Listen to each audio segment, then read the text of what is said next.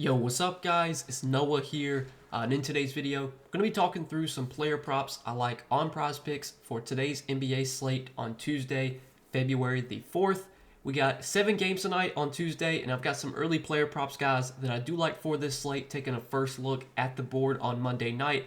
3 plays that we're going to break down and share in this video. Now, before we do talk through these plays, as always, if you guys do enjoy these Prizepicks videos, if they help you out, make sure that you hit that like button down below, hit that subscribe button as well. And if you guys are new to the channel, and if you are new to Prizepicks, go sign up for Prizepicks and use that promo code NOAH.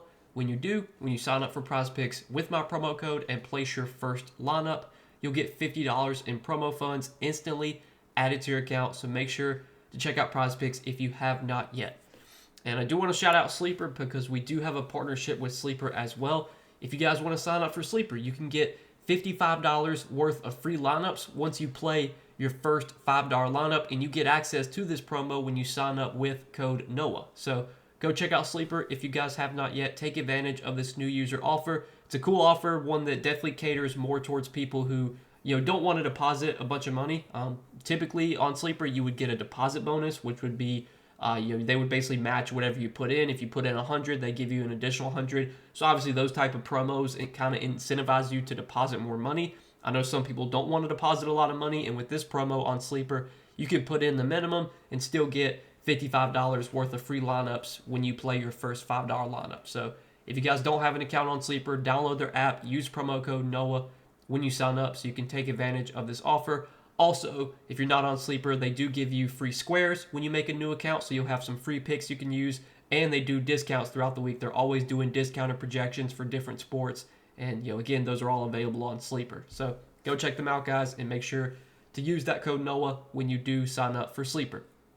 But we got some plays to talk about for this slate on Prizepicks. We got, again, 7 games on Tuesday. We don't have all the 7 games posted right now. We only have 3 games up on the Prizepicks board, but I was still able to find some plays I did like, and we're going to share those in this video. Now, before we do talk through these plays, I want to recap our plays from our last video on Monday. So we gave out 3 picks Monday. We were so close to a full sweep. We lost by the hook on Zion Williamson over 11.5 rebounds plus assist. Zion finished with 6 rebounds and 5 assists, so he had 11. We needed 12. Obviously frustrating to lose that one. We did hit Walker Kessler over 21.5 PRA/PR, whichever one you took. I know the PRA line got taken down, but he still went over 21.5 PR. Late cash there because I think he cashed with like 8 seconds left in the game. Got a alley-oop dunk that put him over, but we'll take it. We'll take those even when they're sweaty like that. We'll still take it. And then we did hit on Jonas Valanciunas over first half PRA. J-Val had a big first half, had a big game overall in that matchup against Charlotte. Like that spot a lot for him, and he went over for us. Really wish Zion would have got one more rebound or assist, but it is what it is, guys. We've still been crushing lately with our plays we've been giving out on YouTube. Last 22 picks we've given out on this video, on this YouTube channel, on these videos, we've hit 17 of our last 22 picks. So we're hitting at almost like an 80% clip, right now. Obviously, that type of hit rate, it's not sustainable, but we'll take the heaters anytime, they come. And, we're definitely on a heater right now. Went 5-0 on our Patreon plays. Again, if you guys want more Prizepicks plays from me, I give those out on Patreon every day. You can check out the Patreon linked down below in the description if you are interested. But for this YouTube video, going to give you guys some plays I do like looking at the board the night before. Obviously, there's not the full board up right now. When the full board gets posted on Tuesday, that's when I'll give out more plays on Patreon. But first play that I do like for Tuesday, we're going to look at a rebounds plus assist prop on Joel Embiid. And I'm liking Joel Embiid for more than 11.5 rebounds plus assists. So Joel Embiid may return for this game. We don't know yet. He's listed as questionable. Embiid has been out. He's been out for about a month exactly. Last time he played was January 4th. So, yeah, he's been out basically for a month. Listed as questionable, was upgraded to questionable. He was able to practice on Monday. So I think there's definitely a chance Embiid does return here. Now, obviously, if you look at Embiid's lines for today, like if you look at his prop lines, the books are expecting him to be on a minutes limit. I mean, you look at his PRA line, it's set at 35.5, even though he's been crushing that. Obviously, he's not going to come out here and play like 36 minutes in his first game back from injury. But if we do look at Embiid this season, he's played at least 26 minutes in every single game this season, and he's battled injuries like all season. his first game of the season, was coming back from an injury. He played 26 minutes. And then I want to say, like, he missed a couple weeks and then came back and played 33 minutes because he got ruled out, or he played November 20th against Memphis and then was out for like 3 weeks and then came back and played 33 minutes. And then I want to say he was out again, and then he came back and played 31 minutes.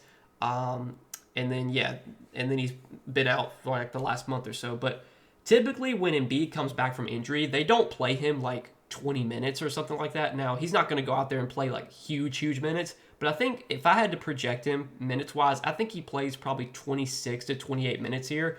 Maybe he plays more than that if he's feeling really good. I'd be surprised if he plays less than that. Like, I'd be surprised if they put Embiid out there and only play him like 22 or 23 minutes. I think he's probably playing upper 20s, if not close to 30. Is he going to get like his full 34, 35 minutes? Probably not. But obviously these lines are not factoring in him playing full minutes. These lines are expecting him to be on a minutes limit. So if we do get like 26 to 28 minutes here from Embiid, which I think we will, I like him for more than 11.5 rebounds plus assists. This is a guy that has historically been a really good rebounder throughout his career. This season, in the limited sample that he's played, he is leading the team with 13 rebound chances per game, 13.1 rebound chances per game, and he's averaging almost 8 rebounds per game on the season. And then if you look at his assist opportunities, he is a guy that can facilitate as well. This season, he's averaging 7.2 potential assists per game, which is third most on the team, and he's averaged, in terms of assists per game, he has averaged 3.8 assists per game. So on the season, he's averaging about 12 rebounds plus assists per game. The matchup here against Dallas, I think, is a fine one. I think, going up against Daniel Gafford, who's a guy that lives around the basket, Embiid's going to be in rebound position. Like, he's going to be guarding Gafford, who, again, is always around the rim. So Embiid should be able to grab rebounds in this spot. And before he got injured, he was rebounding the ball really well. Now, he started off the season not really getting many rebounds. Like, the beginning of the season, he only had like 3 rebounds, 8, 11. But then he started to really, grab a bunch of boards before he got injured. He had 9, 14, 12 rebounds. In those games, he also had 3 assists, 2 assists, 6 assists. It is worth noting that Paul George is out today for the Sixers. So I think with Paul George out, that probably only helps Embiid's assist and rebound opportunities. I mean, you're going to replace Paul George with a lower usage player, a guy who doesn't, rebound the ball as much as Paul George, a guy who doesn't facilitate as much as Paul George. So I think taking Paul George out of the lineup probably only helps Embiid's rebounds and assist opportunities. And again, he's averaging around 20 rebound plus assist opportunities per game this season. With his line at 11.5 here, I do like the over quite a bit. He's favored on sportsbooks to go over 7.5 rebounds. He's around minus 140, favored to go over 7.5 rebounds, and he's like minus 130, favored to go over 3.5 assists. Obviously, if he goes over both those lines, that would put him over this RA line.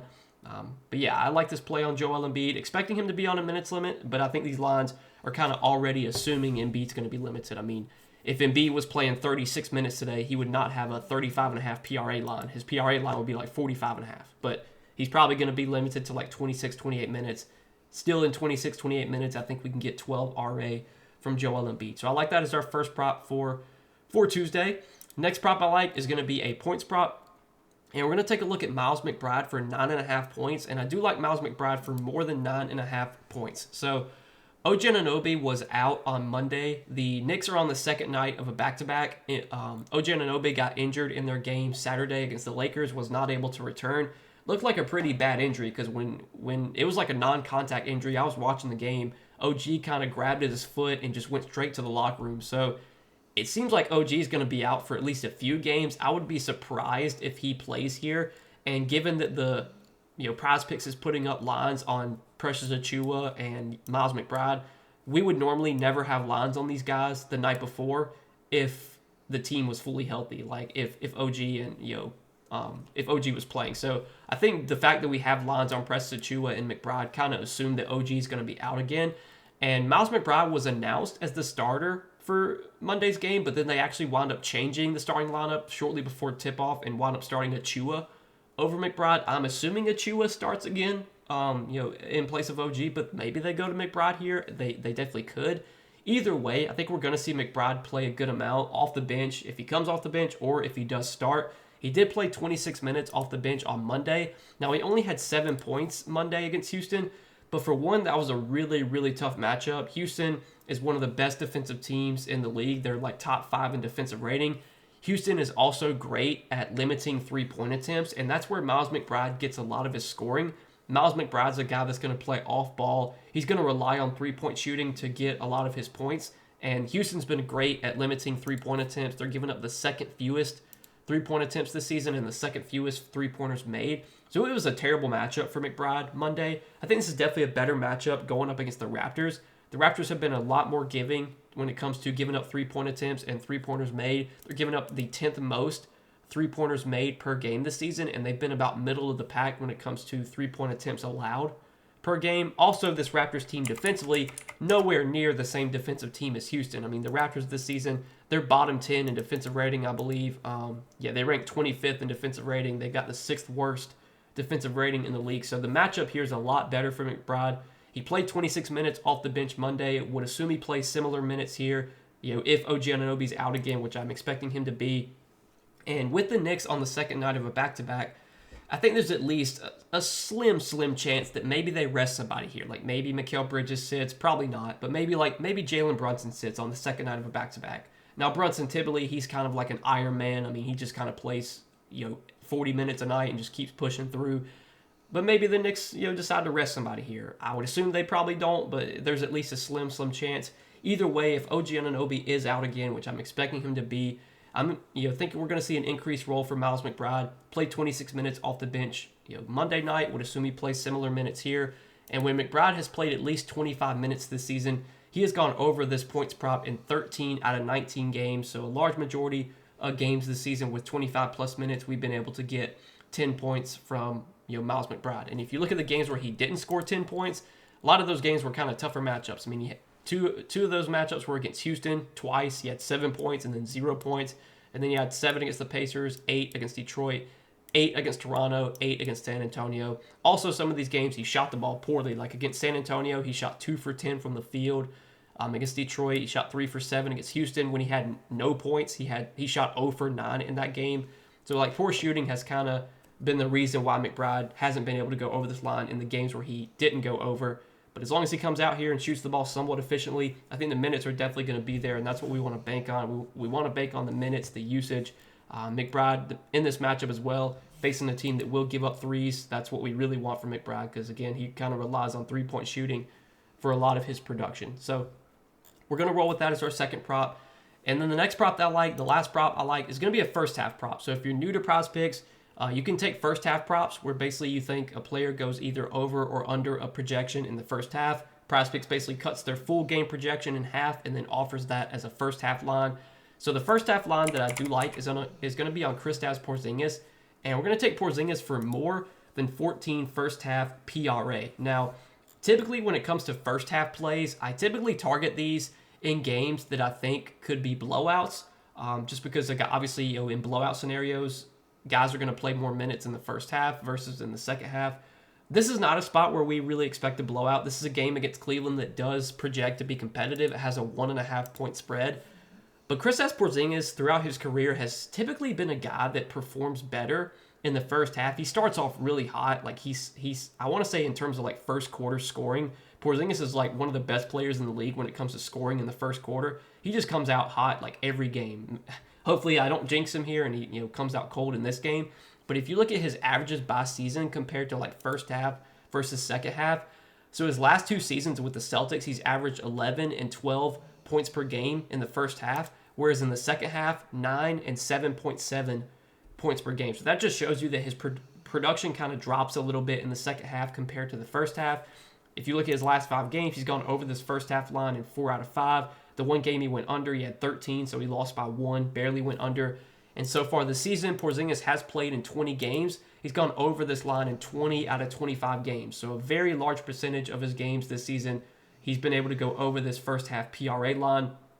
Obviously, the matchup against Cleveland is probably not the best, but Cleveland's a team that they're very good at limiting, centers that like to live around the rim, centers that rely on putbacks and dunks to get their scoring.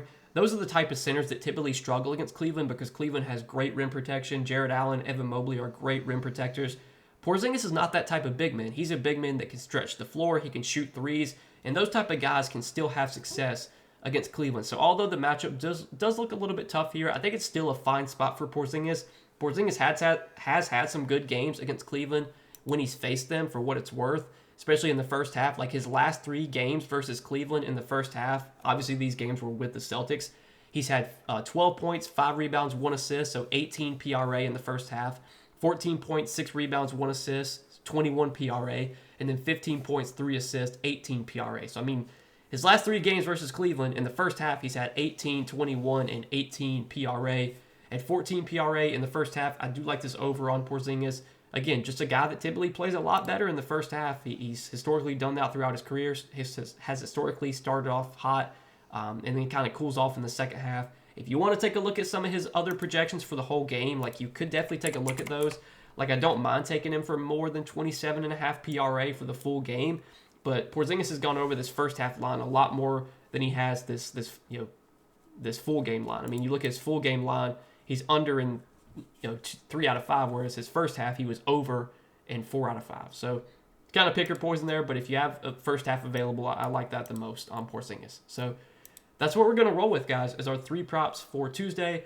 Joel Embiid, we're going to take for more than 11.5 rebounds plus assists. We're going to take Miles McBride for more than 9.5 points, and Kristaps Porzingis for more than 14 PRA in the first half. Got 3 picks for Tuesday, guys.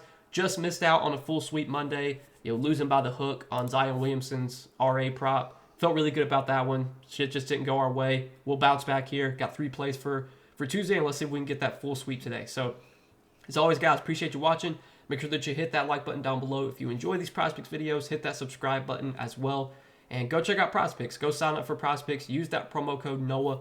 When you do, when you play your first $5 lineup, you'll get $50 in promo funds instantly added to your account over on Prizepicks when you sign up with code NOAH. But good luck tonight. Thanks for watching, guys, and I will see you in the next video.